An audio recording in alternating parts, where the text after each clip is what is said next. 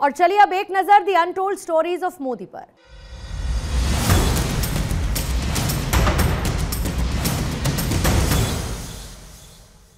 मैंने मोदी जी के सामने बीजेपी के घोषणा पत्र पर एक पुस्तक बनाने का प्रस्ताव रखा और मोदी जी ने इस प्रस्ताव को बिल्कुल अस्वीकार कर दिया।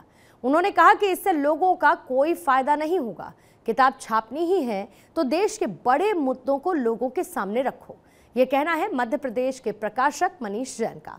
The untold stories of Modi में ऐसी ही एक अनसुनी कहानी मनीष जैन की जुबानी। मैंने एक दिन उनसे बात की कि सर मैं एक और पुस्तक बनाना चाहता हूँ। बोले क्या? तो मैंने कहा साहब एक उस समय जो बीजेपी का घोषणा पत्र था, तो मुझे ऐसा लगा कि उस घोषणा पत्र को एक पुस्तक के रूप में डिटेल में हमको छापना चाहिए। तो मैंने उनसे वो बात रखी, पर उन्होंने बिल्कुल अस्वीकार कर दी। उन्होंने कहा कि उससे किसी का फायदा नहीं होगा। आप अगर किताब करनी है तो ऐसी करो कि जल संसाधन के बारे में हमारी पार्टी का क्या रुख है, बाकी पार्टियों का भी क्या रुख है। कोई भी ऐसे विषय, बड़े देश के विषय लो और उन विषयों को लेके सब पार्टियों का रुख अलग अलग तर्क करके जब तक नहीं दोगे, जब तक किसी भी एक घोषणा पत्र का कोई छापने का आम जनता को कोई फायदा नहीं। तो मेरे को उस समय भी लगा कि कितना उन्होंने सटीक इस बात का जवाब दिया कि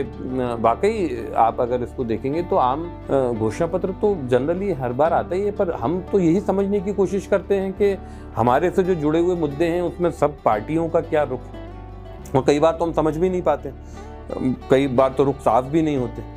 तो वो उनका एक बड़ा अच्छा डिसीजन था।